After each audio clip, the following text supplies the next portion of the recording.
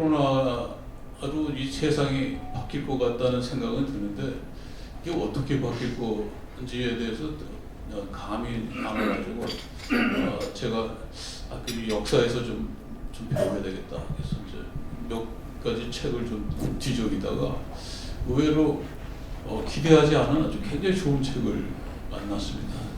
유대인 이야기라고 혹시 들어보셨는지 모르겠는데 홍익희라는 저자 코트라에서 한 30여 년 세계를 돌아다니면서 하다 정년 퇴임하시고 한 10년 전에 했는데 이 서양의 어떤 경제사를 유대인의 관점에서 풀었는데 특히 유대인이 이제 나라가 망하고 로마한테 그리고 이제 뿔뿔이 흩어져가지고 하는데도 여태까지 살아남았던 거에 원동력이 뭔가 그 차원에서 포르투갈 16세기부터 세계를 제패했던 나라가 포르투갈, 스페인, 네덜란드, 영국 그리고 미국 이렇게 쫙 변화가 됐는데 그게 다 유대인이 활약을 했던 결과다라고 보는데 왜냐하면 이 그리스도 교 중심의 나라에서 캐톨릭이나 관대하게 유대인이 이겨도인데 그것을 관용을 가지고 관대한 정책을 해서 유대인이 갔는데 유대인이 상당한 대부분이 무식한 농민 중심의 나라에서 유대인만이 교육이나 이런 거에 대해서 굉장히 박학한 지식을 가지고 있었고 유대인 네트워크를 통해 가지고 결국은 관대한 나라 그리고 자유무역, 자유교육 이거가 이제 유대인이 중심이 돼 가지고 경제적 부를 창출하면서 그 나라들이 전부 세계를 제패한 나라가 됐다 하는데 한번 읽어볼 만한 책인 것 같습니다. 서양의 어떤 역사를 경제사 측면에서 쭉 훑어봤는데 이런 분이 학자도 아니신데 이런 책을 쓸 수 있다는 건 그게 굉장히 놀라웠던 것 같습니다. 그래서 앞으로 세계의 변화 측면에서 결국 세계를 제패했던 나라들이 썼던 관대한 정책 그리고 자유무역의 활성화 이런 거가 바탕이 되지 않으면 경제가 바탕이 되지 않으면 세계를 제패하기 좀 어렵지 않았나 그런 생각이 좀 들었습니다. 오늘 중국 경제에 대해서 전문가이신 안유아 교수님 모시고 코로나 이후 중국 경제 또 그에 따른 우리의 대응에 대해서 좋은 말씀 들을 수 있어서 좋은 것 같습니다. 감사합니다. 네, 반갑습니다. 방금 소개받은 안유라 하고요. 이제 앉아서 여러 가지 얘기를 나눴는데요. 제가 매번 강의할 때마다 많이 듣는 주로 기업인들 많이 만나서 강의하다 보니까 중국이라 이러면 무조건 믿지를 않더라고요. 그래서 오늘 저를 보고 많이 믿어주시기를 바랍니다. 저는 이런 소개가 아니라 저는 일단 중국에서 석사까지 했고요. 그리고 중국에서 출시하려면 요즘에는 여러 방법이 많아요. 기업도 내가 창업하기가 굉장히 좋아졌어요. 그래서 요즘에는 마윈 같은 사람들이 이렇게 성공한 사람으로 나오지만 제가 학교 다닐 때만 해도 중국에서 성공하려면 무조건 공산당에 가입을 해야 돼요. 그래서 제가 공산당원이거든요. 그래서 고려대학교 처음 왔을 때 중국은 공산당원 가입하는 것이 마치 한국에서 제가 이런 예를 들어서 죄송하지만 서울대학교 가는 것처럼 여기 더 우수한 대학교 가는 분들이 많지만 어쨌든 그 정도로 굉장히 이렇게 성공하는 하나의 길이었어요. 근데 여기 왔더니 공산당원이다 이러니까 빨갱이 막 이렇게 보면서 그래서 무서워서 그 후에 말을 안 했어요. 근데 요즘에는 이제 중국을 잘 아시더라고요. 그래서 중국은 그냥 집권당이구나. 근데 공산당은 당비를 내요. 굉장히 부담스러운 당비입니다. 그래서 월급에서 자동적으로 빠져나가요. 그게 3개월 안 내면 자동 탈당입니다. 그래서 제가 한국에 온 이후로 내지 않았어요. 그래서 지금 자동 탈당이거든요. 근데 중국이 얼마나 그 또 자본주의냐면 제가 그동안 안 냈던 걸 다 내면 다시 또 회복해요. 그래서 당성이 강하지가 않아요. 훨씬 자본주의적이에요. 그래서 제가 미국에 가 있을 때 거기 헤지펀드 사장님이 공산당원에다 되게 높게 보더라고요. 그래서 너무 아깝다. 자기가 다 내줄 테니까 그게 얼마냐. 2003년부터 지금까지. 그래서 다시 회복해라고. 그래서 죄송한데 저는 요즘에 종교 쪽에 더 관심이 많아서 이제는 이념적으로 안 하려고 하는 게 있어요. 그래서 지금 그런 상황 말씀드리고 그러니까 중국 사람들은 사실 중국을 모릅니다. 놀랍게도 어쩌면 여러분보다 중국을 더 모를 수도 있어요. 그래서 오히려 중국에 있기 때문에 중국을 몰라요. 저도 몰랐어요. 근데 확실한 거는 공산당에 대해서는 잘 알아요. 중국은 공산당과 공산당이 아닌 사람이 정확하게 나누어져 있습니다. 그래서 저는 이렇게 말을 몇 마디 해보고 이 사람이 공산당원인지 아닌지를 바로 알거든요. 그러니까 중국은 공산당원들을 정말 엘리트로 키워요. 그래서 중국은 당교라는 게 있습니다. 당교.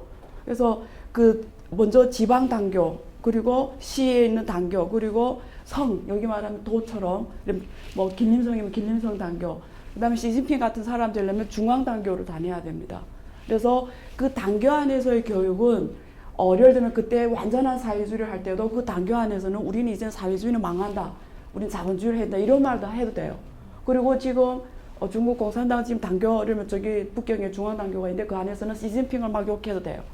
근데 밖에 나와서는 우리 중국 러바이싱 백성이라고 하거든요.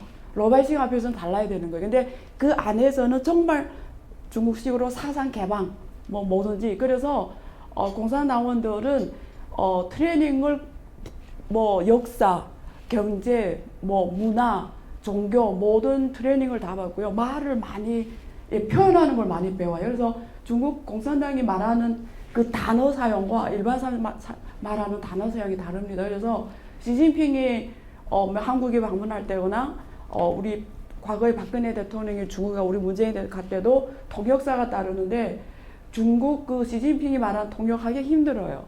일반 표현을 안 써요. 그래서 그 다르다고 보시면 되고요. 그다음에 제가 한국에 와서 주로 자본시장 연구원에 있다 보니까 7년 넘게 있었어요. 그래서 정책 연구를 많이 했어요.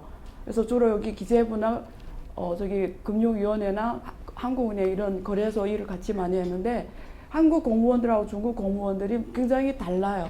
그래서 중국 공무원들은 공산당원이 돼야 거의 공무원해요. 그러다 보니까 트레이닝을 많이 받아서 말을 정말 잘합니다. 근데 제가 한국 공무원들 많이 접해 보니까 제가 그게 재밌더라고요. 이게 그 일반 사무관, 과장, 그 다음에 국장, 차관, 장관 이렇게 되는데 그 수많은 그 사무관 중에 과장이 된 분과 수많은 과장 중에 국장이 된 그 차이를 제가 많이 느꼈어요. 근데 놀랍게도 제가 학생들한테 하는 말인데 말을 잘하는 사람이 성공하게 돼 있어요. 그러니까 제가 말하는 말이 그냥 굉장히 말 많은 게 아니고요. 이렇게 짧게 요점을 말할 수 있는. 그래서 제가 학생들한테 굉장히 중요하다 이런 표현을 쓰는데 그 결국 중국에서는 저 외교부 뭐 왕이 이런 장관 우리 맨날 보잖아요. 중국은 이렇게 하루아침에 대통령이 되거나 하루아침에 뭐 안철수 같은 분이 대통령 후보로 나올 수가 없어요.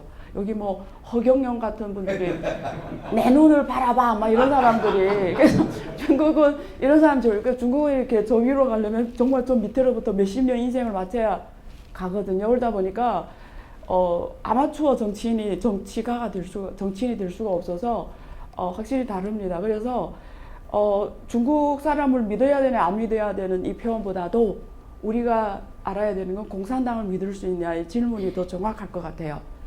정확하게 중국 사람들은 정말 순박해요.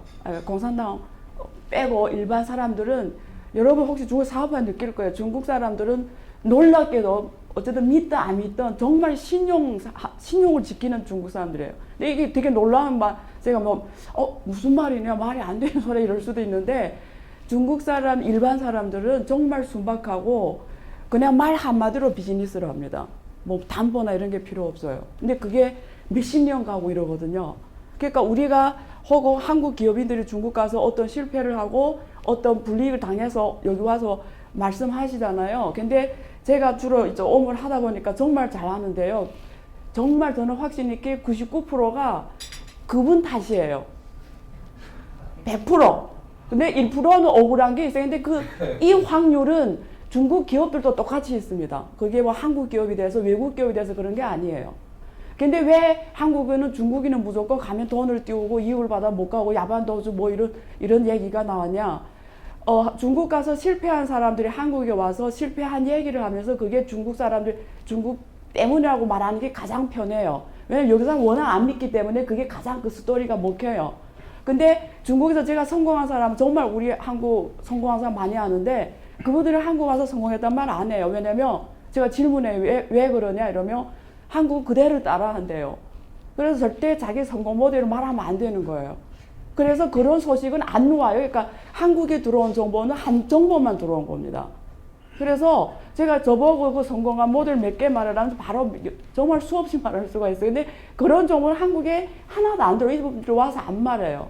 한국이 따라하기가 너무 여기 분들은 어떤 게 하면 싹 쏠리는 게 있어서 그래서 제가 확신 있게 말씀드리는데 제가 뭐 그렇다고 중국에 대해서 뭐 굉장히 긍정적이나 이렇지는 않아요. 혹시 제 방송 보면 아시겠지만 저는 또 그런 사람은 아니에요. 그러니까 객관적인 팩트를 주려고 하는 거예요. 그래서 오늘 중국에 대해서 많은 좀 평소에 몰랐던 오해가 풀리는 계기가 됐으면 좋겠고요. 사실 제가 욕심이 많아서 내용이 굉장히 많습니다. 왜냐하면 거시적인 거 있고 미시적인 게 있어요. 왜냐면 요청을 그렇게 받아서 근데 지금 시간이 8시 30분까지 제가 해달라는 요청을 받아서 여기 보니까 이렇게 사실 거시적인 게 필요한 분도 계시고 미시적인 필요한 분 계신데 이게 굉장히 시간적으로 힘들 것 같아요. 그래서 어쨌든 최선을 도움되는 표지만 골라서 할 건데요. 이 중간은 여러분들이 요즘에 관심까지 제가 죄송해요. 여기는 미중이라는 게 아마 또 변할 텐데 그렇다고 설마 제가 미중을 할 수는 없어서 불편하시더라도 좀 참아주세요. 그래서 중미라고 표현했습니다. 그래서 되게 앞으로 지금 이 한국은 중미 사이에서 어떻게 해야 되는지 이런 질문에 답하는 내용인데 우리 기업가들한테는 1번하고 3번이 좀 더 필요할 것 같아요. 그래서 제가 1번하고 3번을 최대한 말을 빨리 해서 빨리 요점을 전달드리고 시간이 조금 남으면 2번에 한국이 우리 어떻게 핵심만 그냥 결론적 차원에서 말씀드리겠습니다. 그 코로나 위기에 대해서 가장 요즘에 세미나 많이 하는데요. 제가 한마디로 결론 말씀드리면 코로나는 우리를 변화시킨 게 아니라 진화시킨 거다. 변화는 다시 돌아갈 수가 있다. 왜냐하면 마음이 변할 수가 있으니까요. 근데 진화하면 다시는 돌아가지 않습니다. 그래서 우리 기업들이 이제는 지난번에 그 질병본부의 그분이 말씀하신 것처럼 다시는 코로나 이전으로 돌아갈 수가 없습니다. 근데 이 말은 우리 기업인들한테는 우리가 이제 맞닥뜨려야 할 고객은 진화된 사람들이라는 거예요. 그러니까 저 같은 경우에도 학교에서 처음에 온라인 강의 3월에 할 때 너무 불편했어요. 근데 지금은 이제는 학교 나오라고 하니까 너무 싫은 거예요. 온라인 강의가 더 편하고 이제 많이 적응돼서 굉장히 처음에는 그 학교 강의 질이 확 떨어져요. 학생들이 막 등록비 내놔라 막 지금 난리 났잖아요. 근데 그 학생들이 모르는데 우리가 교수들이 10배로 더 힘듭니다. 온라인 강의가. 그래서 왜냐면 그런데 강의질은 안 나와요. 이렇게 오프라인 할 때마다. 그래서 그 고통을 몰라주거든요. 근데 어쨌든 그래서 근데 제가 한 3개월 이렇게 하다 보니까 많이 진화됐더라고요. 그래서 그 과거의 교수 그 행태로 가기 싫어요. 그래서 그 지난번에 제가 금융보안원에 가서 그 핀테크에 대해 특강했는데 그때 금융위원회 국장님이 오셔서 한국 핀테크에 대해서 설명했어요. 그때 제가 그분이 이런 말씀하시더라고요. 코로나가 자기네 해야 될 일을 다 해줬대요. 그 전에는 뭐 기업에가 핀테크고 뭐 어떻게 디지털에서 해야 돼. 별로 사람들이 그냥 어쨌든 뭐 그렇지 이랬지. 지금은 더 급하게 기업들이 이제 변하지 않으면 안 되고 자기네 해야 될 일을 다 했다고 그러더라고요. 그래서 굉장히 제가 공감하고요. 중국 경제는 1분기 굉장히 안 좋게 나왔어요. 근데 여기서 중국 경제보다 여기 한국 지금 이게 2020년이고요. 이게 다음에 2021년인데 이게 옥스퍼드 연구 결과입니다. 그래서 올해는 중국이 굉장히 마이너스 5지만 다음에는 한 5%로 간다고 전망하고 있고요. 한국은 올해 이게 지금 한국인데 올해도 굉장히 큰 마이너스죠. 지금 마이너스 얼마 갈지 몰라요. 근데 지금 내년에도 안 좋은 걸로 나옵니다.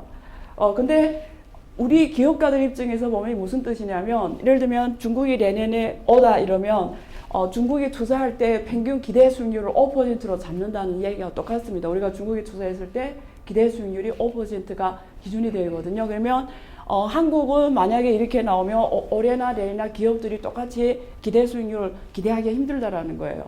그래서 우리 기업들은 제가 한국에 와서 보니까 제가 2003년에 왔는데요. 그때 당시에 제가 우리 중국에 있을 때 세계 역사에서 한국 역사를 한 2페이지, 3페이지만 배웁니다. 그래서 잘 몰라요. 근데 면적은 알아요. 한국이 10, 북한 12, 중간 38서 이런 걸 안단 말이에요. 그래서 자꾸 나 이랬지 어떻게 작은지 느낌이 없었어요. 근데 한국에 와 보니까 온몸으로 느꼈어요. 저는 작은 건 알았지만 이렇게 작은지는 몰랐어요. 왜냐면 그 운전해서 어떻게 이 끝에서 저 끝을 5시간 반에 꺼낼 수가 있냐고요. 중국은 동네를 갔다 오거든요. 5시간 반이면. 그래서 근데 여기 분들은 5시간 반을 멀다고 말씀하시더라고요. 그때 우리 선배가 부산에 결혼하려고 하는데 시립대 교사하는 분인데 부산에 결혼식 운전하고 간대. 그래서 엄청 걱정하시더라고요. 그래서 제가 온지 며칠이 안 됐을 때인데 왜 걱정할까? 너무 멀어서 해서 얼마 걸리세요? 5시간 반. 제가 잘못 들은 줄 알고 15시간 반이가 이랬더니 저를 무식하게 보더라고요. 근데 저는 왜 그러냐면 5시간 반을 왜 걱정하지? 우리는 그냥 동네에 갔다 온다고 생각하는데 여기는 멀다고. 그래서 제가 그때 느낀 게 멀다 가깝다가 다르더라고. 우리하고 단위가 다르요. 그 크다 작다. 시간도 잠깐이란 시간이 여기하고 중국은 달라요. 중국 잠깐 이런데 1시간 있다 오거든요. 그래서 이게 기본 단위가 달라요. 단위가. 그래서 아까 여러분이 많은 오해가 여기에서 옵니다. 중국 사람이 큰 소리만 하지 말 안 돼. 근데 중국은 여기 보기에는 크다는 게 중국은 작다 하니까 제가 예를 들 때 중국은 인재들이 가면 여의도 공원 같은 집을 준다 이러고 그러면 많은 분들이 역시 중국 사람들 큰 소리 뻥뻥 치는 게 우리는 여의도 공원을 작게 보거든요. 그래서 이런 말이 나오는데 그러니까 이 말씀 드린 이유는 개념이 다르다라는 게 그러니까 여기 시각으로 중국을 보면 많은 오해가 생깁니다. 근데 제가 그때 당시에 놀랐던 게 그래서 집에 가서 중국의 31개 성씨하고 한국 면적을 다 비교해 봤는데 한국이 중국의 31개에서 다 작더라고요. 인구도 다 작아요. 한국은 그때 4,500만 명이었는데 중국은 한 개 시가 4,500만 명이거든요. 그래서 너무 놀라서 저도 그리고 더 놀랐던 건 한국 GDP가 당시에 세계 10위였습니다. 너무 놀라서 이렇게 작은 나라가 세계 10위 중국의 모든 31개 성씨보다 더 작은데 그리고 더 놀랐던 거는 저 북한도 많이 갔거든요. 중국에서 한반도 연구를 했기 때문에 한국도 많이 왔다 갔다 했고 근데 북한은 자원이 많아요. 근데 한국은 사람 말고는 없더라도 이렇게 자원이 없는 나라도 처음 봤어요. 그러니까 사람 말고는 없는데 세계 GDP가 12위를 하고 면적은 5시간 반이면 끝나는 나라가 세계 GDP 10위하고 올림픽 경기를 했는데 처음 몇 날은 막 4위 막 올라가는 거예요. 그래서 그다음 북한이 올라와요. 북한은 굶는데 올림픽 경기 5위 그래서 제가 사진 찍어놨어요. 그때 당시에. 그래서 스포츠 강국, 경제 강국 나라는 작지만 굉장히 대국이에요. 프라이드를 느끼셔야 돼요. 그래서 제가 한국에 공부한 이유는 한국이 선진국을 해서 공부하러 왔어요. 그리고 대단한 나라라서 프라이드를 굉장히 가졌는데 제가 고대 다녔는데 수업 들어가서 자존심이 제가 한없이 무너졌어요. 왜냐면 교수님들이 강의할 때마다 우리 후진국은 하며 강의하더라고요. 그래서 뭐지? 저는 선진국이라고 왔는데 내가 후진국 왔나?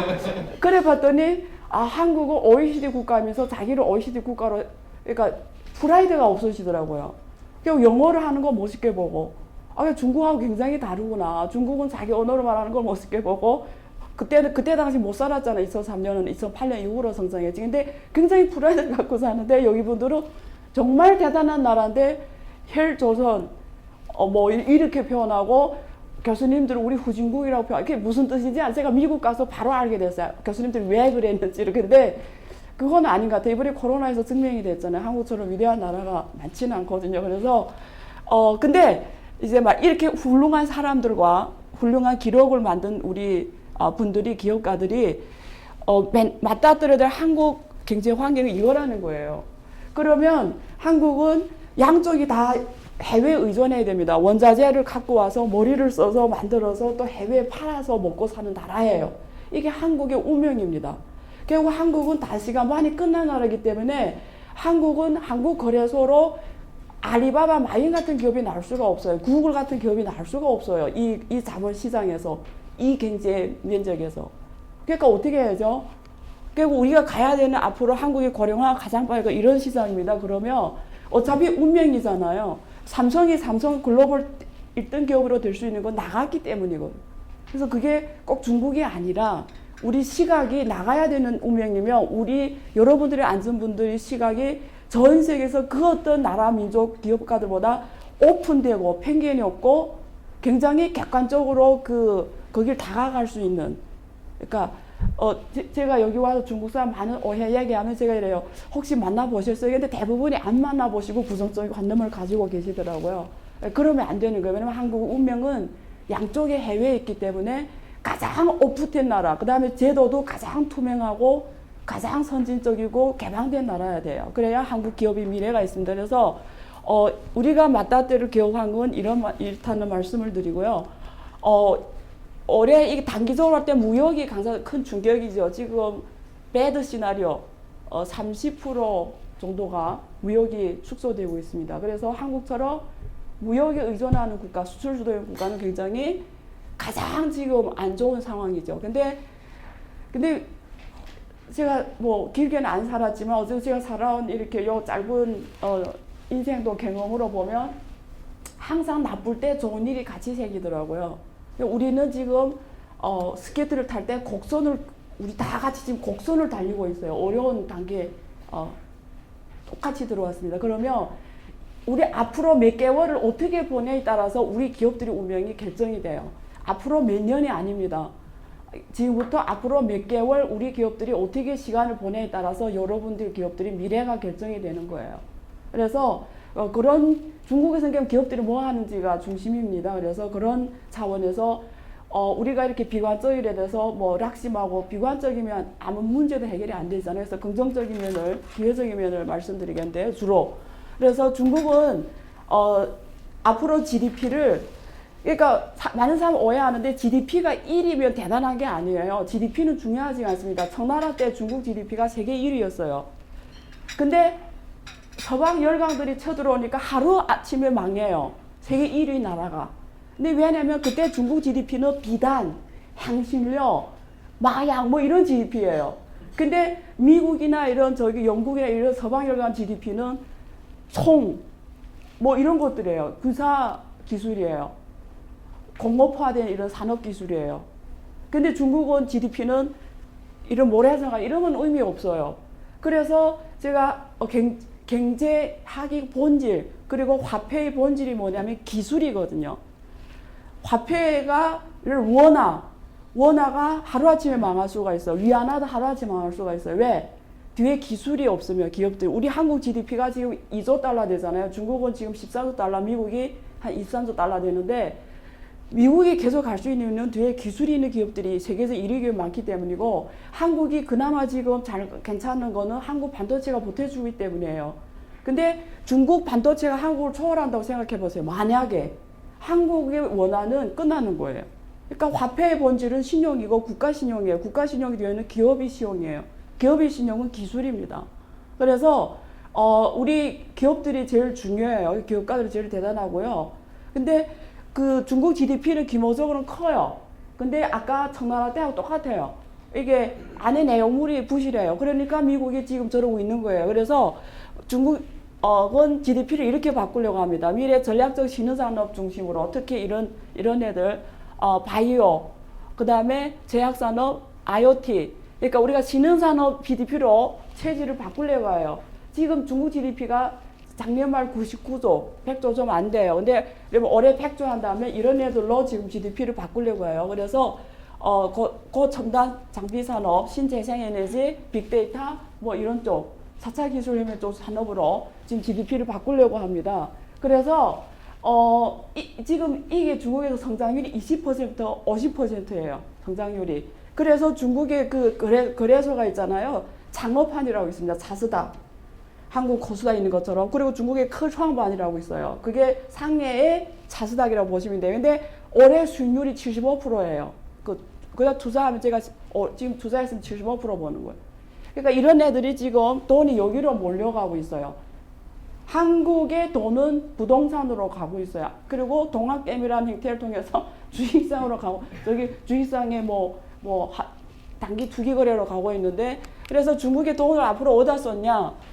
뭐 글씨가 작아서 죄송합니다만 여기 크니까요. 어쨌든 이 네 개 분야에 썼겠다라는 거고요. 핵심이 뭐냐면 표현이 신형 인프라입니다. 그래서 5G, IoT, 빅데이터 이런 산업 인터넷, 이런 블록체인, 클라우드 컴퓨팅 이런 인프라 쪽에 돈을 투자하겠다라는 거예요. 그래서 지금 올해에만 5조 위안에서 8조 위안 곱하기 170 하면 원화가 나옵니다.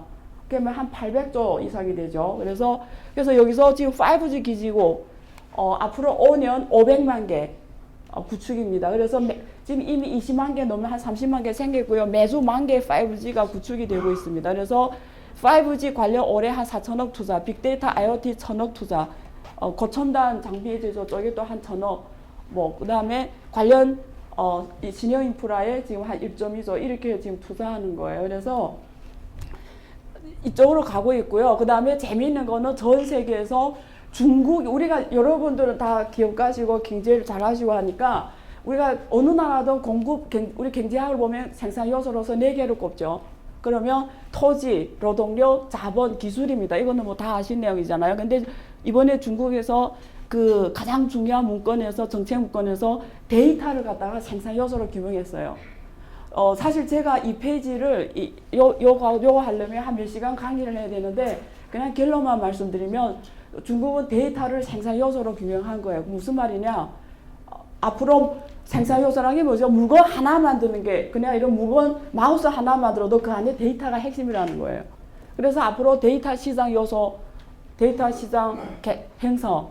그러면 앞으로는 모든 상품의 데이터가 핵심이라는 거예요. 그러면 지금까지는 우리가 이제 어떤 기업이 사실 대기업이나 이런 데서 보안이 잘 돼 있죠. 대부분 보안이 잘 안 돼 있습니다. 이번에 줌, 한국에서 지금 요즘에 줌을 많이 쓰는데 성균관에 줌을 안 써요. 웹백스를 쓰고요. 그 다음에 제가 지금 정부 회의 많이 하는데 요즘에는 온나라라는 정부 그거 써요. 왜냐면 그 보안 때문에. 근데 무슨 말이냐면 앞으로 보안이 핵심이라는 거예요. 이제는 우리가 주로 세미나 원격 회의하고 이러잖아요. 근데 이런 삼성전자 같은 이런 기업들이 원격 회의하고 있는데 그 안에 데이터가 빠져나가면 어떻게 해요? 큰일 나는 거예요. 그러니까 앞으로는 데이터 보안이 가장 핵심 중에 핵심입니다.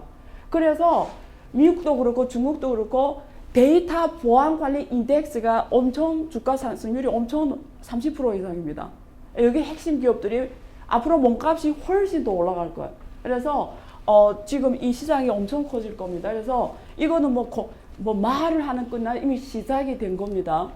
그래서 중국인 재미있는 거는 이번에 이 코로나 극복하면서 지금 모든 기업들이 뭘 하고 있냐면 또 중국이 잘하는 게 뭐냐면 이게 중국의 빅테크 기업들, ICT 업체들, 얘네 알리바바라든가 여기 한국의 틱톡, 우리가 틱톡으로 알고 있는 뭐 회사입니다. 쯔제태오동 이런 회사, 바이두, 메이투안, 수닝, 과주 이런 애들이 중국 정통 기업들이 코로나가 확 왔잖아요. 다 죽게 생긴 거예요. 왜냐면 맨날 4차 기술혁명 뭐 우리가 참 강의를 해도 그렇구나 이러고 있던 사람들이 코로나 오는 바람에 다 망하게 생긴 거예요. 원래 미리 배냈으면 안 망하는데 그냥 그러면 저렇다 했지 움직이지 않은 거예요. 그랬더니 지금 다 죽게 생긴 거예요. 다 오프라인으로만 하다가. 그래서 얘네들이 이런 전통 산업들을 갖다가 다 온라인으로 올려주는 작업을 무료로 해줍니다. 그래서 중국의 모든 기업들이 지금 뭘 하고 있냐면 DT화, 디지털레이션. 그래서 이거는 안 하면 이제는 90% 이상이 안 하면 이제는 죽는다라는 인식이 코로나 때문에 중국 기업가들의 머릿속에 딱 새겼어요. 그전에는 중국의 공신부 이런 공무원들이 빨리 어떻게 아무도 안 듣던 게 이번에 한순간에 바뀌었습니다. 그래서 지금 근데 중국의 특징이 굉장히 빨리 해요. 만만디가 아닙니다. 이 만만디라고 생각하면 이미 옛날 이야기예요. 중국 사람이라면 아직도 제가 질문을 뭐 받냐면 만만디 무슨 머리를 안 감고 이게 언제 일인지 지금 저는 제 태어나서 또 이런 일이 없는데 그런 질문 제일 많이 받아서 정말 당혹스러운데 그렇지가 않아요. 지금 중국은 난리 났어요. 그래서 우리가 예를 하나 들게요.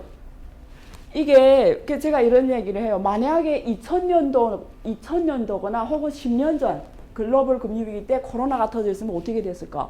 지금의 경제 충격이 아닐 것 같아요.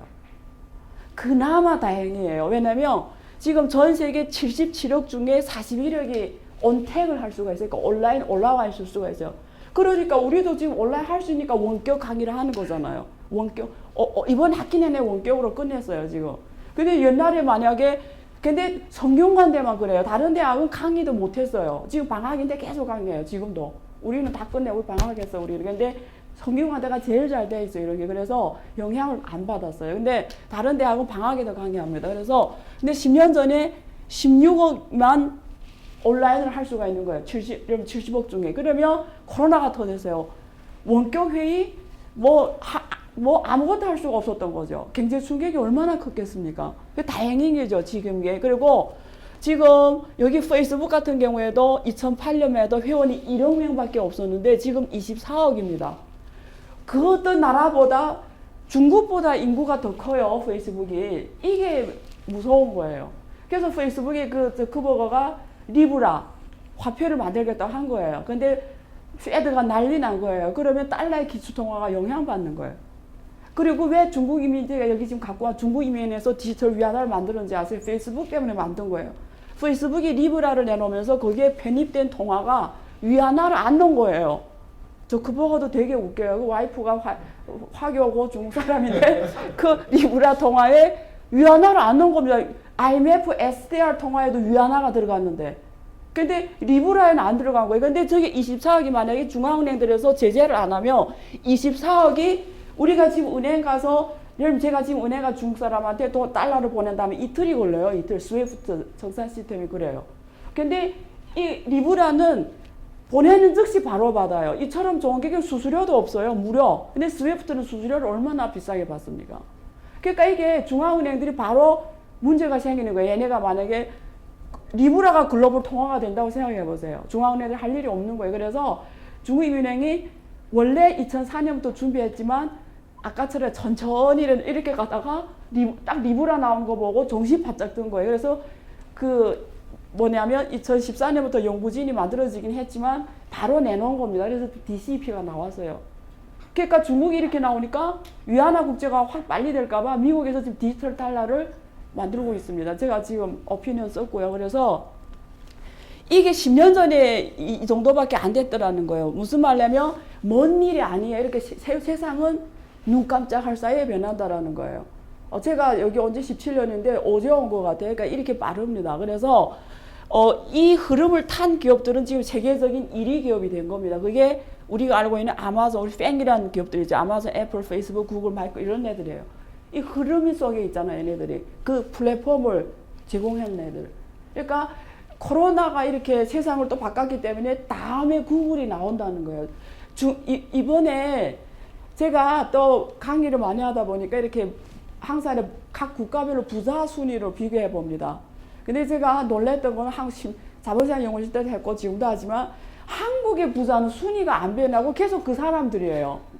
이제 뒤에서 보실 거예요. 근데 중국이나 미국은 정말 많이 변합니다. 특히 중국은 제가 그때 세계 화교 총회에서 제가 발표를 했어요. 핀테크에 관해서. 그때 제가 제 주제가 뭐냐면 중국 빼고 전 세계 그러니까 지금 유대인하고 비교할 수 있는 게 화교라고 하잖아요. 그래서 화교가 전 세계 금융자본을 어떻게 장악했냐가 제 발표 주제였어요. 제가 자세히 다 했는데 전 세계 500대 부자가 120명이 변했는데 그 120명이 전체가 중국 사람이었어요. 한 명도 빠짐이 없이. 그래서 저도 놀랐어요. 그거 하면서. 그러니까 이렇게 변하더라고요. 근데 중국은 막 수시로 변해요. 그래서 지금 여기 그 마윈, 이게 마윈입니다. 그리고 이게 류창동이 찡동의 그 옛날 10년 전 회사예요. 근데 얘네들이 중국은 제가 그때 상해 복단대에서 공부할 때인데 이 사람이 와서 그때 특강을 냈어요. 그때 손정희 투자를 받아서 가장 주목받는 벤처 사업가. 근데 그때 저 사람을 제가 봤을 때 우리 다 앉아 중국 사람이 듣는데 영어로 강의하는 거예요. 그래서 저는 굉장히 싫어했어요, 이 사람을. 그리고 생긴 것도 좀 실력 없게 생겼어요. 그래서 제가 그때 투자 좀 했으면 그때 왜냐면 그때 오신 분들 교육가들이 많아서 투자했는데 저는 난 돈 있어도 나한테 투자를 안 한다 뭐 이런 식이었는데 조금 후회가 돼요. 근데 이 사람이 왜 그렇게 됐냐면 2003년에 사스가 터졌는데 이게 직원이 500명밖에 없었어요, 당시에. 근데 그 중에 그 중에 한 명이 사스 걸렸어요. 근데 저는 그때 사스 현장에 있었어요. 사스는 걸리면 죽습니다. 코로나는 아무것도 아니에요. 그래서 그냥 공포 속에서 중국 사람들이 보냈어요. 제가 죽는 줄 알았어요, 그때. 왜냐면 너무 그때 정말 무서웠어요. 근데 한 명이 걸리니까 전체가 다 집을 가야 됐어요. 그래서 이 사람이 기업이 망하게 생겼잖아요. 그래서 어떻게 해야 되지 이러다가 이게 비밀 핵심 팀을 만듭니다. 코로나 때는 아무것도 할 수가 없는 거예요 그때. 그래서 이 사람들이 앉아서 미래는 어떻게 변할까? 사스 이후는 그래서 만든 게 지금 세계 최대 쇼핑몰 토보입니다. 그리고 찡동은 11개 그때 12개 매장을 갖고 있었는데 11개가 폐쇄가 됩니다. 사스 때문에. 그래서 찡동이 류창동이 망하게 생겼어요. 그래서 이제 죽는다 어떻게 하지? 사처에 돈 빌려 다니는데 아무도 안 돼서요. 그래서 고민을 해요. 어떻게 해야지? 사람들 못 만나니까 뭐 해야지? 이게 만나지 않으면 되다 생각한 게 사이트를 만드는 거였어요. 그래서 2003년에 사이트를 만듭니다. 근데 만들었는데 우리가 중국 사람은 저걸로 알고 있어요. 360 바이로 알고 있어요. 오히려 찡도보다도. 근데 처음에 한 달은 전화 한 통이 없었대요.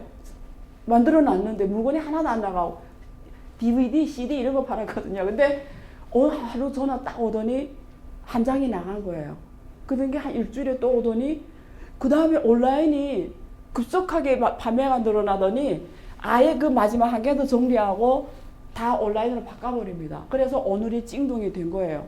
세계적 기업이 됐죠. 근데 그래서 지금 무슨 말하면 위기 때는 물건을 잘 만드냐가 중요하지가 않아요. 위기 때는. 위기 때는 중요한 게 우리가 정렬을 다시 해서 시나리오를 다시 써야 되는 거예요. 대본을 다시 써야 되는 거예요.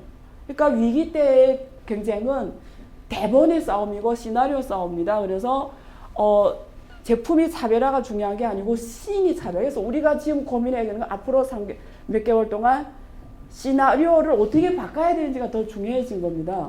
게임 룰을 바꿔야 된다는 거예요. 그래서 성공한 기업을 하나 말씀드릴게요. 아까 우리 여기 줌 얘기도 나왔지만 중국이 지금 알리바바를 초월하는 사람으로서 가장 주목받는 마윈을 초월한다고 가장 주목받는 사람이 있어요. 지금 마윈의 몸값이 거의 왔어요. 이 사람이 핀도더입니다.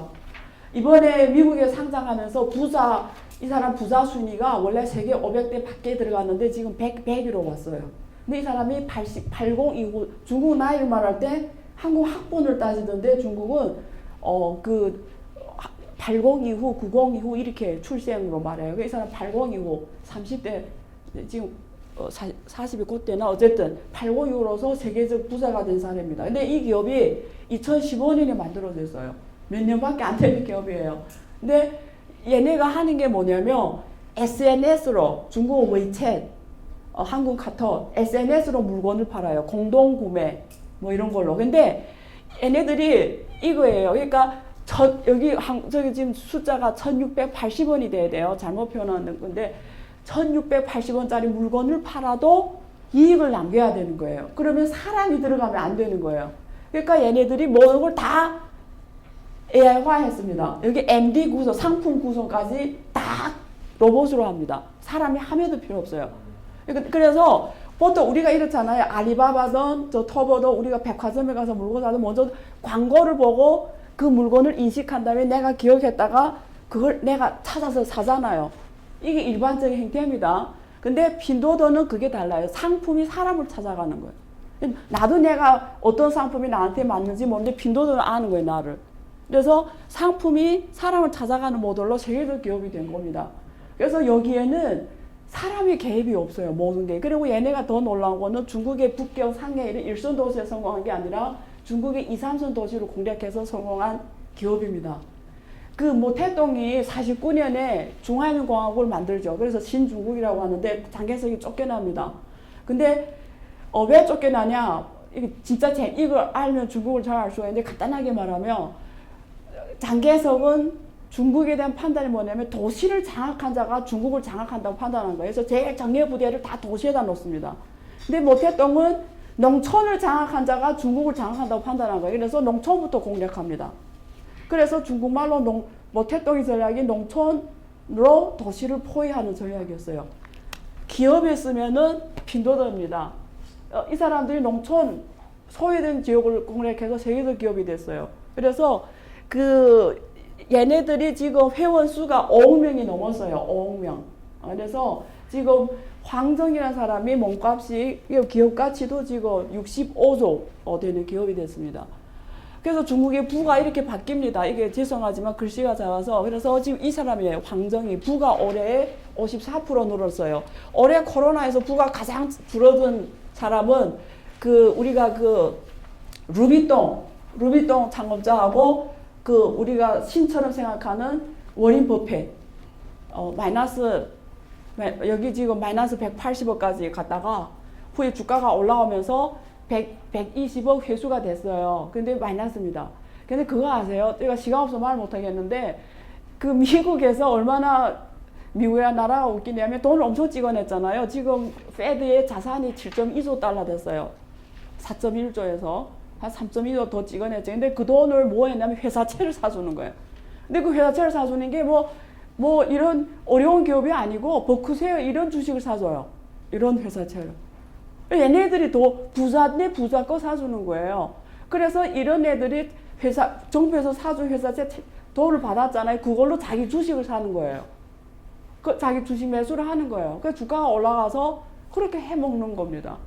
그게 참 문제예요. 지금 그게 빈부격차가 더 크게 늘어나고 이 시스템에 안에 없는 사람은 약탈을 당하는 거죠. 그래서 어쨌든 얘네는 부가 확 줄어들었고 얘네는 확 올라간 겁니다. 지금. 그래서 이번에 중국 부자 순위에 들어간 산업을 보면 TMT, ICT, 그다음 중국은 부동산, 한국 비슷하다 제조업, 건강의료, 금융, 식품 이런 쪽입니다. 교육.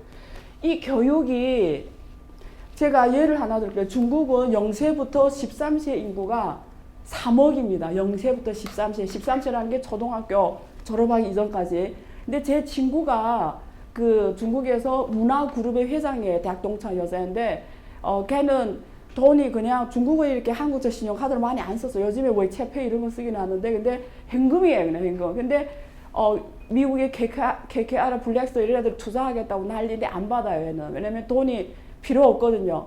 그래서 제가 얘가 왜냐면 잘 버니까 야 한국이 오라. 한국이 이 어린이 산업이 발전했다. 그래서 제가 꼬시려고 왜냐면 제가 투자하려고 그래서 오래 했더니 저한테 하는 말이 자기는 국내 시장에도 정신을 못 차리겠대요. 그래서 3억 명 시장을 한대요. 그래서 이 3억 명의 입고 먹고 교육 자고 패션 머리팔 거 다 하는 거예요. 얘가. 그래서 자기는 한국에 거기 애들이 몇 명이야. 그러니까 한 몇십만 명이니까 그런 시장 할 시간이 없다 이러더라고요. 그러니까 근데 무슨 말이냐면 이번에 코로나 때문에 가장 크게 변하는 게 교육입니다.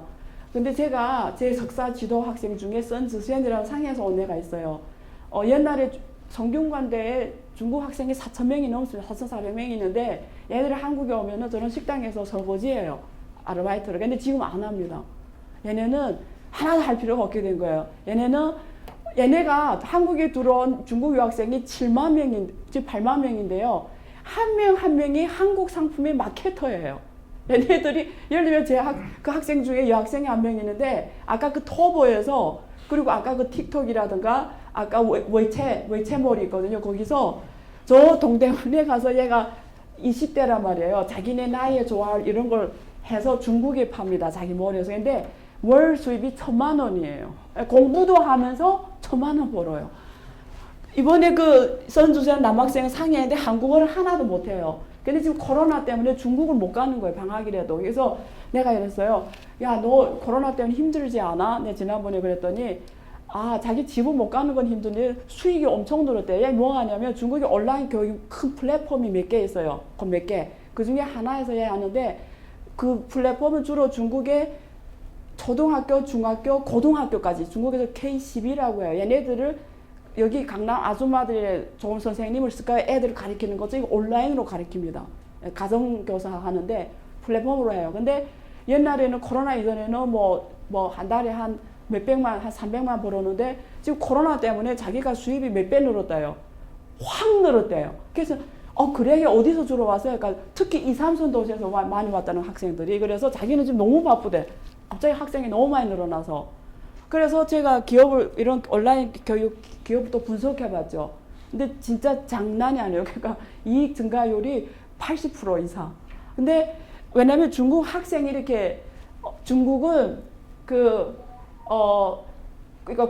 예를 하나 들게요. 90년 출생부터 91, 92, 93, 94, 95, 99년 출생자가 남학생, 여학생 합해서 2억 명입니다. 2억 명. 근데 그 중에 여학생이 9천만 명이고 남학생이 1억 1천만 명이에요. 근데 그 9천만, 9025 출신, 25세부터 35세 사이에 이런 나이죠. 근데 얘네들이 1천만 명이 성형수술했어요. 예. 한국의 성회계를 보고 막 성형수술해요. 한국에 와서. 근데 제가 여기 성형외과 맨날 그래 잘하는데 거기가 막 서랍에 돈이 막 나와요. 근데 중국 사람들이 와서 팁을 주는 것도 몇십만 주고 간대. 근데 그 1천만 명이 왔는데 제가 이제 걱정 말 앞으로 8천만 명이 올 거라고. 근데 지금 코로나 때문에 못 온다고. 근데 어쨌든 그렇게 많은 거예요. 그러니까 무슨 말이냐면 이 교육이 9025 출신만 예를 들면 지금 0025 출신이잖아요. 0025 그러면 2억 명이라는 거예요. 상대가 이렇게 이 교육 기본 교육. 그러니까 규모의 경제가 가능한 거예요. 그래서 아까 저 핀도더처럼 하루아침에 유니콘 기업이 되는 거거든요. 근데 한국은 제가 한국의 장점을 너무 많이 아는데 지금 시간상 뭐 사례를 들면 엄청 많은데 말 못해서 안타깝긴 한데요.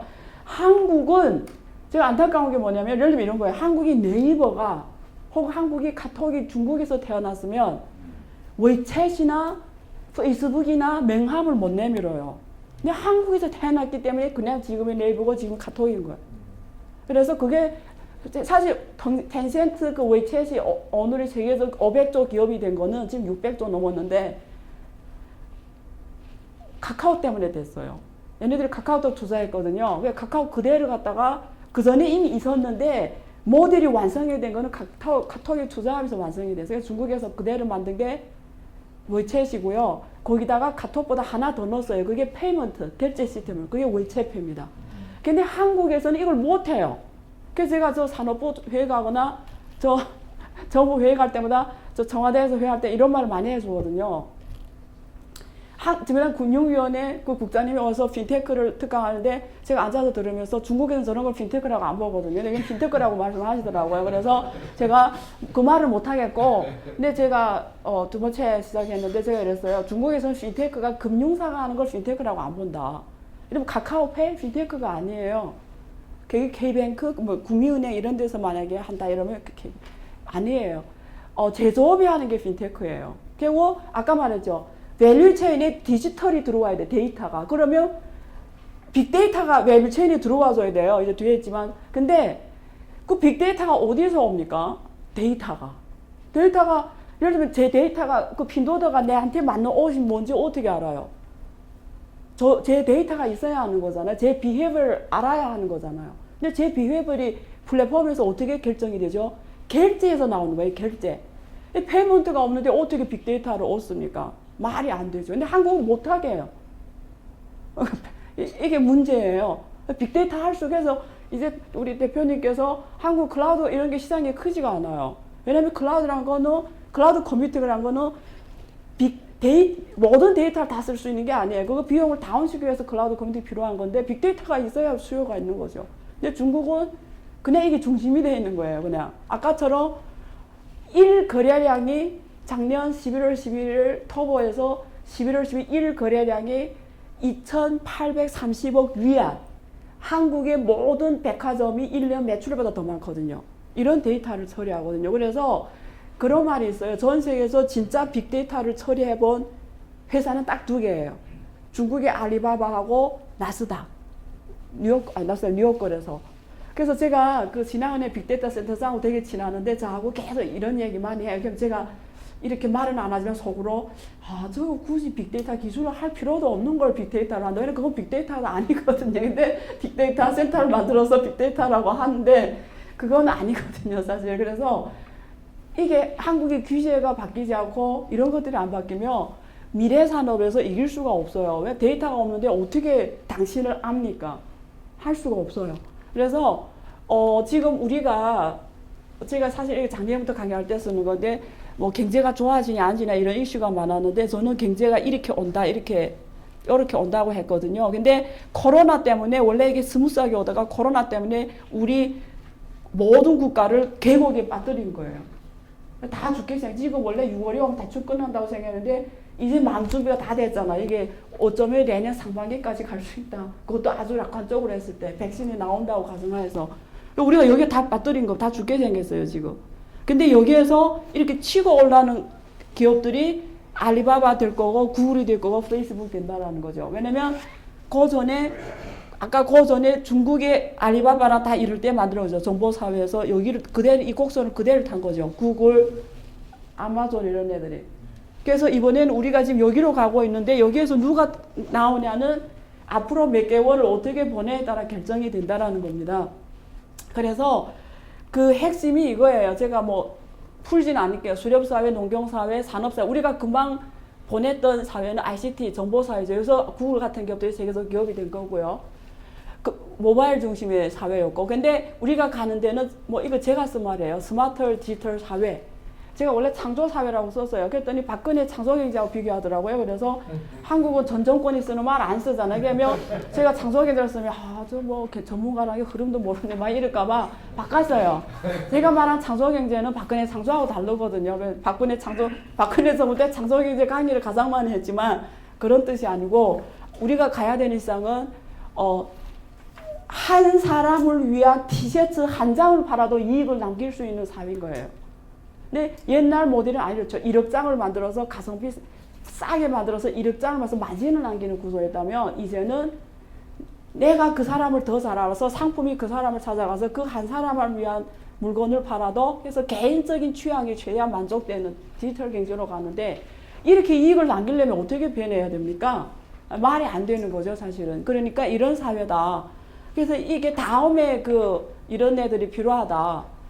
그래서 이게 흐름이 변할 때마다 세계 시가총액 1위에서 10위 기업이 변해요. 흐름이 변해요. 그래서 5, 60년대는 자동차 산업이 신흥 산업이어서 이머징 산업. 그래서 GM, 포드, 크라이슬러 이런 세계적 기업이 나왔고 6, 70년대 화공 산업.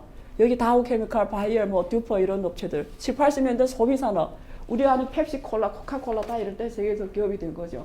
미국의 교육 교수님 한 분이 여자 교수인데 교육자입니다. 은퇴하고 이 사람 주식이라는 걸 하나도 몰라요. 근데 코카콜라 은퇴하면서 이때 은퇴하면서 코카콜라 주식 하나 딱 하나가 아니라 자기 모두 은퇴 자금을 코카콜라 주식에 산 거예요. 근데 엄청난 부자가 됐잖아요. 완전.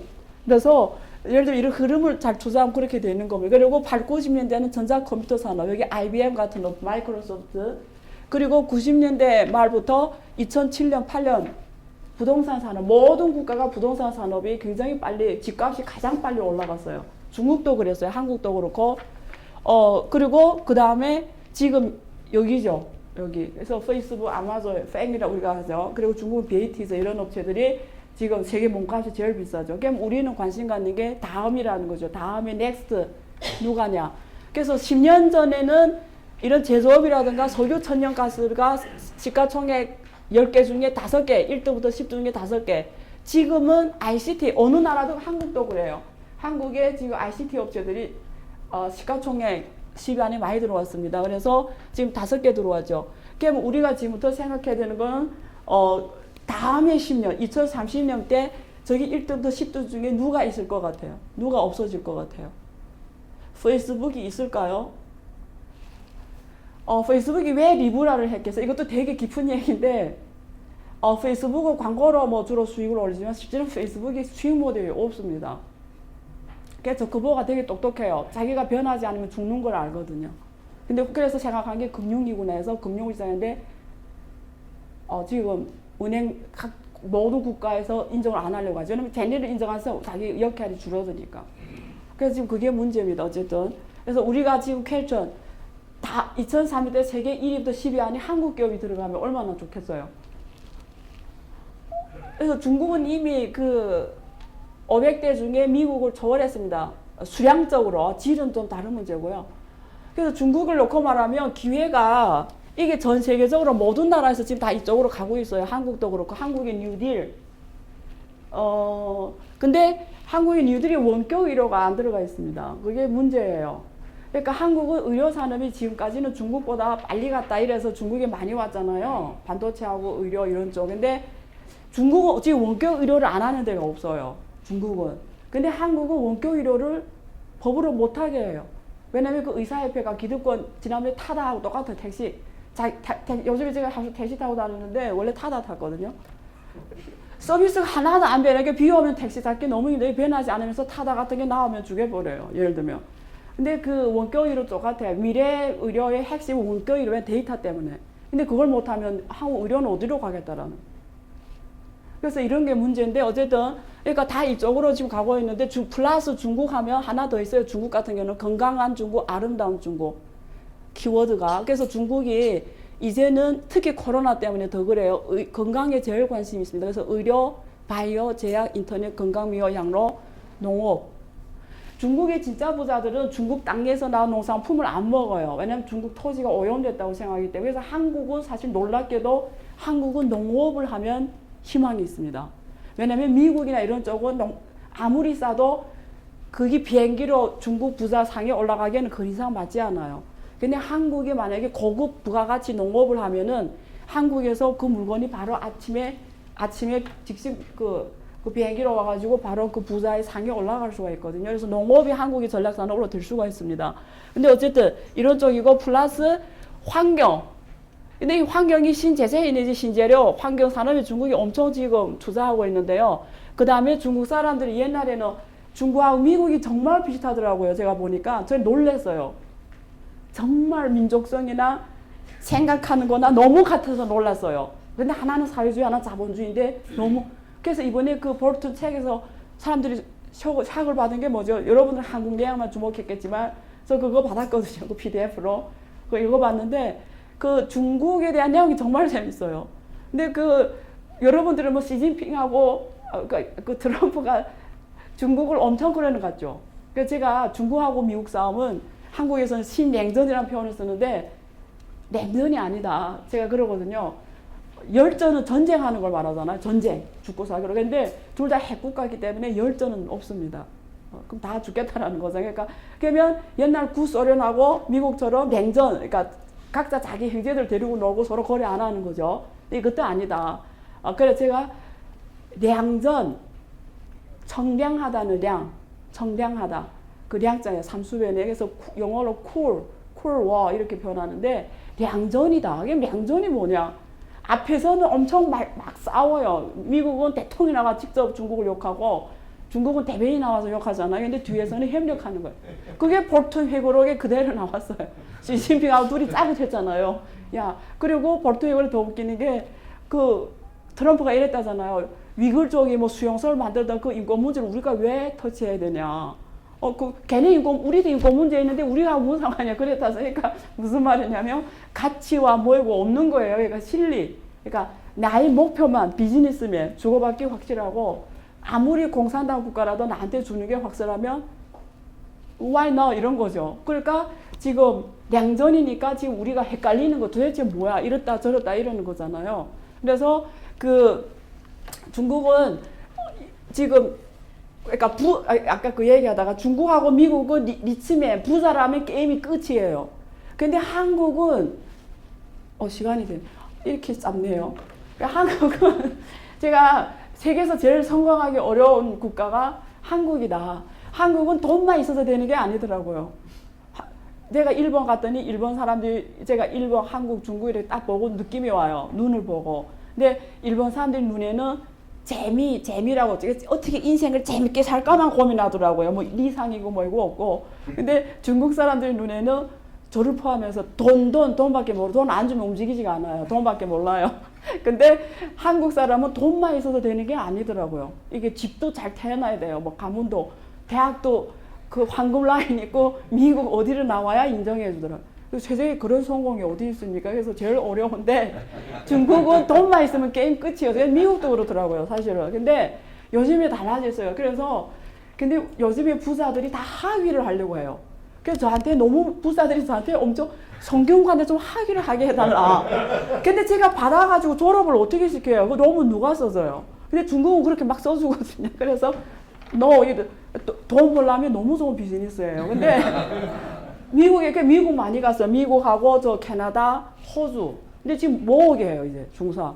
한국에 엄청 지금 난리 났어요. 제가 그 변화를 온몸으로 느껴요. 원래 처음에 중국 가서 미팅 한번 잡자면 잘 쳐다 안 봐요. 온갖 수단을 써야 겨우 미팅해요. 예를 들면. 근데 지금은 배석을 받아. 막 엄청 그런 게 와요. 저쪽에서 안 놀아주니까. 이게 우리 기회입니다. 근데 시간이 돼서 안타까운데. 근데 잠깐만요. 5분밖에 없으니까. 그래서 중국의 부자는 지금까지 제가 먹고 거주하고 다니는 것에 투자한 사람이 세계에서 부자가 됐다. 중국의 와하 우유를 안 먹고 자란 사람이 없어요. 제 어릴 때부터 먹고 자랐고요. 그 다음에 이게 쉬지아인, 완다이 왕제니보다 더 부자입니다. 부동산 건물. 그리고 여러분이 잘 아는 볼보를 인수한 지리, 이 사람. 먹고 다 거주하고 다니는 투자한 사람 부자가 됐다면 미래는 콘텐츠가 왕이다. 그래서 미래는 건강, 여행, 양로, 문화 이런 애들이 세계적 부가 나올 거다. 그래서 이것도 스토리인데 시간이 없으니까 잠깐만 반드시 말해야 되는 게 한국적 내용이니까 여러분들이 혹시 요 페이지만 말아갈 거예요. 지금 100년에 한 번씩 아까 제가 너무 공감하는데 요 한 줄 한 줄 제가 원래 다 스토리가 있어요. 지금 100년에 한 번씩 패권 국가가 바뀝니다. 1450년 포르투갈, 1530년 스페인, 스페인 다음에 네덜란드, 프랑스, 영국, 미국이 패권 국가가 되기 딱 100년이 지났어요. 그 중국이 좀 잘했으면 희망이 있었을 텐데 내 보기에는 2070년까지 희망이 없습니다. 이게 트럼프, 그 등소평이 똑똑해요. 78년 계획 개방할 때 앞으로 100년 동안 미국하고 까부지 말라고 했거든요. 정확해요. 근데 왜 100년이니까? 그게 되게 중요한데 그때까지 조용히 있는 게 원래 맞았어요. 어쨌든 지금 힘들게 됐는데 근데 이렇게 패권 국가가 변할 때마다 완전 동의합니다. 유대인의 역할이 굉장히 컸어요. 그래서 저기 네덜란드가 왜 아주 작은 나라인데 그때 패권 국가가 됐을까? 그때 스페인이 유대인 배척 정책을 했고 종교 탄압 정책에서 유대인들이 다 네덜란드로 가버렸거든요. 네덜란드가 금융업으로 우뚝 섭니다. 한국이 여기에서 진짜 좀 받아야 돼요. 나라가 국토가 작은 게 중요하지가 않아요. 우리의 마음이 대국이 되는 게 중요해요. 우리 한국인 한 명 한 명이 대국 마음을 가지는 게 중요해요. 근데 그게 어쨌든 시간이 없으니까 그래서 마지막 페이지 어떤 경우에 미국이 중국을 이게 제가 혹시 관심 가지면 네이버에서 제 이름 치면 제가 쓴 오피니언이 나옵니다. 시간이 없어 안 할게요. 어떤 경우 10분이요. 그럼 한마디만 할게요. 그 어떤 경우에 미국이 중국에 대한 공격을 멈출 것인가? 답이 이미 나와 있습니다. 경제적으로는 일본이 미국의 여기 GDP가 지금 이게 중국입니다. 파란색, 여기 일본이에요. 지금 GDP가 여기서 지금 변화를 보여줘요. 여기서 1980년, 85년의 클라이막스인데요. 80년에 일본하고 미국이 그 GDP 비중이 일본이 38%, 39%, 40%까지 넘어가요. 그러다가 지금은 미국의 24%밖에 안 돼요. 중국은 80년대에 미국의 10%였다가 지금 미국의 68%까지 왔어요. GDP 규모가. 그러니까 중간에 일본과의 그 충돌 있었던 거 아죠? 그러니까 일본이 이제 완전히 이제는 지금 그 상황인데 무슨 말이냐면 미국이 중국 경제가 자기네 한 3분의 1 정도 돼야 가만 놔둘 거예요. 그럼 그 말이 무슨 말이냐면 중국의 1인당 GDP가 지금 $10,000인데 지금으로부터 3분의 1이 더 줄어들어야 돼요. 그러니까 중국 사람 한번 조금 잘 살아봐가지고 돌아 안 가려고 합니다. 불가능해요. 그러니까 이건 일본하고 싸움이 또 달라요. 절대 그걸 받아들일 수가 없어요. 자기 소득이 3분의 1로 돌아가는 세상은. 그러니까 갈 수가 없는데 근데 미국 가만히 안 있겠죠. 지금 계속. 그래서 어떤 경제적으로는 그런 거고요. 정치적으로는 구소련처럼 되는 걸 원하는 거예요. 그러니까 직접 하고 있고요. 그래서 구소련이 15개 국가로 분리가 됐습니다. 여러분 잘 아시는 것처럼. 그러니까 놀라운 거는 그 중에 3개가 나토에 가입했어요. 과거에 소련이 저기. 그러니까 중국이 31개 성씨가 있어요. 구소련보다 또 더 많습니다. 그러면 소수민족이 56개예요. 55개가 다 변경지역에 있어요. 그러면 이 변경지역을 내몽고, 몽골족이 외몽고하고 손을 결탁하면 바로 중국이 땅이 없어질 수가 있어요. 근데 실제 그 뒤에 미국이 있는 거예요. 예를 들면 이런 거 티벳 뭐 이런 거죠. 그래서 중국이 이념을 떠나서 중국은 미국하고 이런 싸움이 항상 있게 돼 있어요. 그래서 중국이 이걸 너무 잘 알기 때문에 중국은 이러는 거예요. 왜 홍콩 봉합법을 통과시켰지? 잘하려고 하는 거 아닌가? 왜 저러지? 이러는데 중국은 판단이 이렇게 하는 거예요. 아까 량전이라고 그랬잖아요. 량전으로 보는 거예요. 근데 확실한 건 이래요. 내가 미국의 말을 잘 들어도 어차피 쟤네는 우리를 때릴 거라는 거예요. 그러니까 잘 들어서 가만히 있을래? 아니라는 거예요. 그럴 바하고는 내 페이스대로 간다는 거예요. 내 페이스대로. 그거고요. 첫 번째 포인트. 두 번째는 뭐냐면 그거예요. 구소련이 우리가 망한 게 미국 때문에 망했다고 하는데 실제 본질은 그거예요. 그러니까 어떤 사물이 없어지는 거는 내부 요인이 더 중요해요. 근데 이 고르바초프가 그때 계획 개방하면서 중국식으로 점진적 계획한 게 아니라 셔크식으로 해버렸어요. 그 말은 뭐냐면 토지나 자본 생산 요소를 확 나눠져 버리니까 원래는 자기 게 없던 사람들이 원래 다 내 건데 실제는 팔지 못하는데 다 사유할 수 있고 확 나눠주니까 미국 같은 자본들이 와서 예를 들면 일반 국민들한테 야, 네 갖고 온 토지를 팔아. 이러니까 계산해니까 돈이 확 많은 거예요. 다 판 거예요. 근데 부자들은 안 파는 거예요. 혹은 소련의 부자들이 그때 당시에 나눠 가진 걸 일반 사람들한테 다 사버린 거예요. 그러니까 돌아오는 사람들이 자산을 가졌다가 다 팔아버리니까 확 빈부계층으로 내려가 버린 거예요. 그러니까 잘 사는 사람하고 못 사는 빈부계층은 확 늘어나면서 소비가 한계가 있고 그 다음에 경제가 이렇게 떨어집니다. 경제가. 그래서 사실 그때 지금 러시아 통화가 루블화가 달러보다 더 값졌어요. 1달러가 0.8 얼마 루블이었어요. 근데 지금 후에 막 500천까지 넘어갑니다. 환율이. 그래서 한순간에 망하는데요. 결론이 이거예요. 제 오피니언 결론이 뭐냐면 중국이 미국을 이길 수 있는 거는 세 가지 요건이 만족될 때 이길 수가 있다. 첫째, 중국 내 단결. 시진핑을 절대 믿는 거죠. 근데 이건 중국이 가장 잘하는 거예요. 공산당이 말 잘하잖아요. 가장 잘하는 거예요. 그래서 첫째, 오케이. 그리고 두 번째, 두 번째는 제3세대를 중국에 끌어들이는 거예요. 국제사회를 중국 쪽 편을 더 오게 하는데 그 3지대가 어디냐면 유럽이에요. 그 중에 핵심이 독일입니다. 독일하고 엄청 친해요. 독일이 200명 기업가가 중국을 가요. 그리고 중국에 지금 엄청 투자합니다. 바스프 이런 스마트 공장을 다 중국에 지금 만들어요. 그래서 WM 얘네들 지금 막 거기가 투자 회사만 난리 났어요 지금. 그래서 EU가 중국 쪽이 계속 지난번에 트럼프하고 메르켈이 통화하면 막 싸웁니다. 왜냐면 6월 말에 미국이 G7 오라는데 메르켈이 코로나 때문에 안 간다고 그랬거든요. 그래서 11 회의로 확장해서 9월에 한다고 했는데 한국이 막 들어가서 막 좋다 막 이런 난리 났잖아요. 근데 그렇게 좋다 티내면 안 되거든요. 그러면 서울로 좋아도 그래 고민해볼게 이래야 되는데 그러니까 이게 대국의 마음을 갖고 봐야 되는데 그게 한계가 있는데 그래서 어쨌든 그랬어요. 그래서 요중에 한국도 들어가요. 3지대에. 그 다음에 세 번째는 뭐냐 미국 경제 침체와 미국 국내 분열입니다. 근데 지금 인권 문제, 흑인 인권 문제가 지면서 미국도 엘리트 계층하고 아닌 계층이 확 분리가 됐어요. 근데 놀라운 건 미국의 엘리트 계층, 빌 게츠 이런 사람들이 완전 친중입니다. 빅테크 기업들, ICT 업체들, 그 다음에 반도체 기업들, 퀄컴, 브로드컴 다 친중이에요. 놀랍게도 그 월가 자본. 그래서 IMF가 SDR 통화를 면할 넣은 거거든요. 그러니까 뭐냐면 돈 없는 자들이 반중, 완전 엘리트들이 친중, 유대인 자본들이 친중. 그러면 트럼프가 지금 격차가 14%지만 모릅니다. 어떻게 될지 또. 그래서 그거예요. 그 다음에 중국이 이 세계 만족이 되면 희망이 있는데 핵심은 그거예요. 미국 자체 내부 요인이 잘 해결되냐. 중국도 자체 내부 문제가 잘 해결되냐. 중국 경제 지금 실업률이 엄청나요. 중국 경제 문제가 정말 많아요. 이게 해결이 안 돼 중국이 망하는 거예요. 그래서 제가 보기에는 미국이 중국을 망가뜨리는 게 아니라 중국 자체가 공산당이 중국을 망가뜨릴 수가 있어요. 이게 더 무서운 거예요, 사실은. 그래서 되게 깊은 얘기인데 미국이 아무리 그래도 중국을 무너뜨리기는 한계가 있습니다. 한국이 어떻게 가야 되냐, 요 페이지로 말씀드릴게요. 자, 이번에 화웨이를 미국이 때리잖아요, 화웨이를.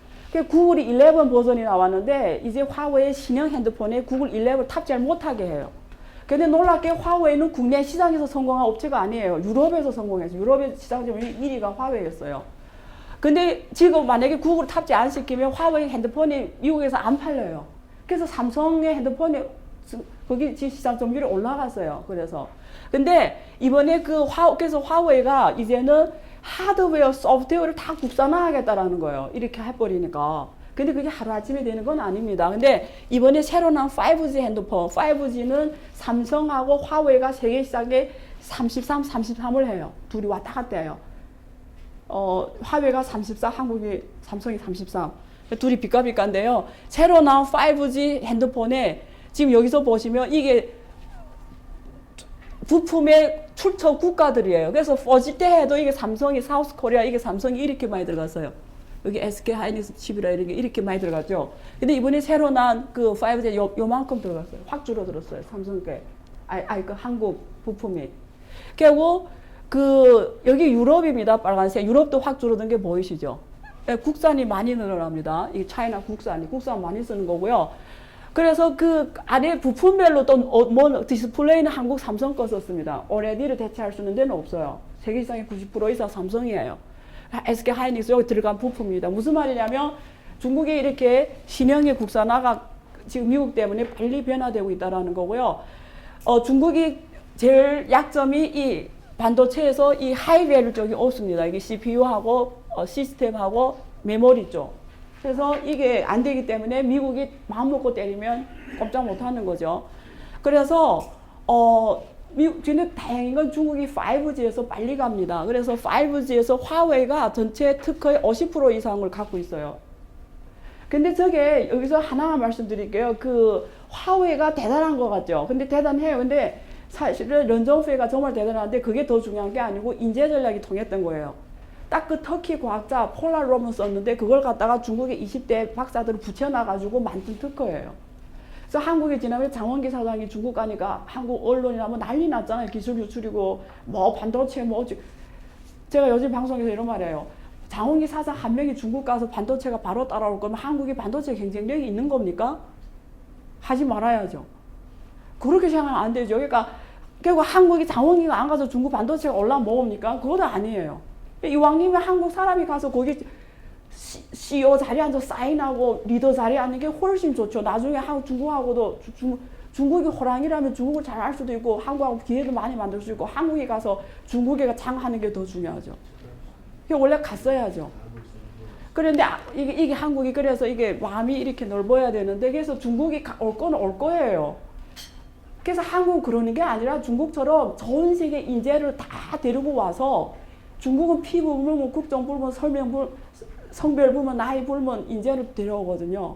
여의도 공원 같은 거 집을 주면서 한국은 그렇게 해야죠. 한국도 한국 사람만 쓰지 말고 그런 생각은 안 하고 가는 사람을 막으면 어떻게 해요? 그게 문제인 거예요. 어쨌든 그래서 5G에서 빨리 간다 이런 말씀 드리고요. 이게 그 5G에 다행히 한국은 선발팀이 있습니다. 기회는 있어요. 근데 중국하고 왔다 갔다 하는데요. 이게 애플이 문제예요. 애플이 지금 아직도 5G 핸드폰 없어요. 인텔 때문에. 올해 원래 내온다고 했는데 하반기에 지금 못 내왔어. 코로나 때문에. 그래서 내년에 나올 건데 이게 삼성의 기회예요. 삼성하고 애플 차이 어디에 있냐면 애플이다 이러면 중국 사람들이 프라이드를 가지고 있어요. 삼성을 쓰면 프라이드를 가지면 게임 끝나는 거예요. 5G 세계에서 삼성이 애플을 넘어서야 돼요. 5G에서는 세계 최고 핸드폰이 삼성이다.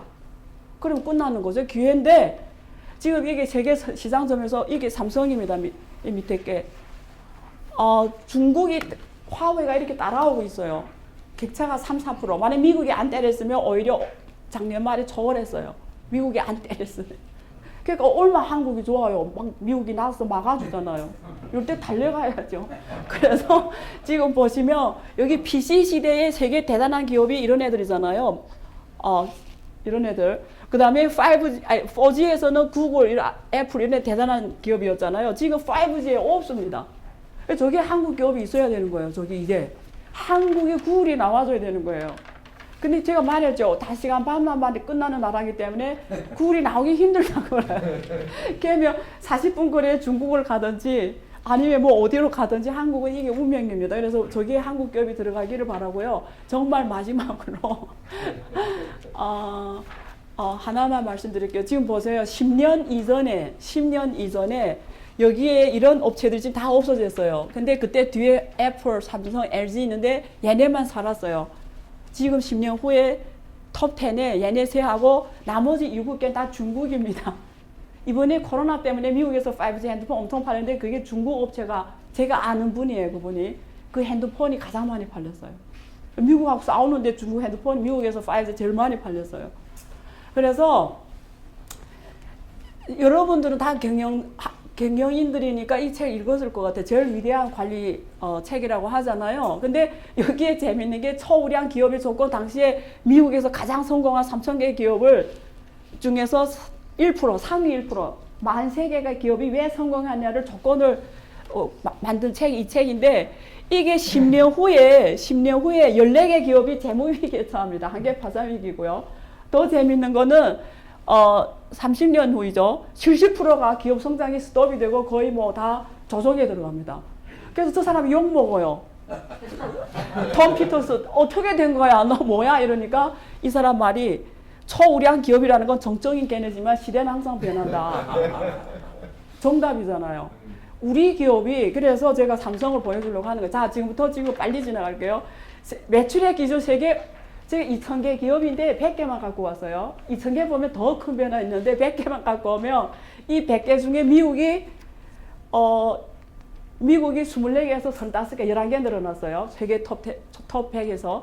중국은 7개에서 12개 늘어나 19개. 근데 이건 중요한 건 산업이 더 중요합니다. 새로운 산업이에요, 중국은 다. 그리고 그 다음부터 재밌어요. 우리 세계 강자로 생각했던 일본이 11개에서 8개, 3개 줄어드는데 전통 산업이에요. 다 들어가. 계속. 독일은 10개에서 6개, 4개 줄어드는데 이 전통 산업, 원래 잘하는 산업. 프랑스는 9개에서 3개인데 6개 줄었는데 주로 에너지 업체들. 이탈리아 똑같아요. 6개에서 2개인데 주로 에너지 업체가 나왔어요. 4개. 삼성은 10년 전에도 삼성이고, 한국은 10년 전 삼성이고 지금도 삼성이에요. 10년이면 강산이 변하는데 한국의 강산은 안 변합니다. 그래서 어떻게 해야 되냐? 잠깐 어느 페이지로 끊을까요? 이게 페이먼트도 되게 중요한데 시간이 없으니까 그냥 마지막 페이지로 끊겠습니다. 네.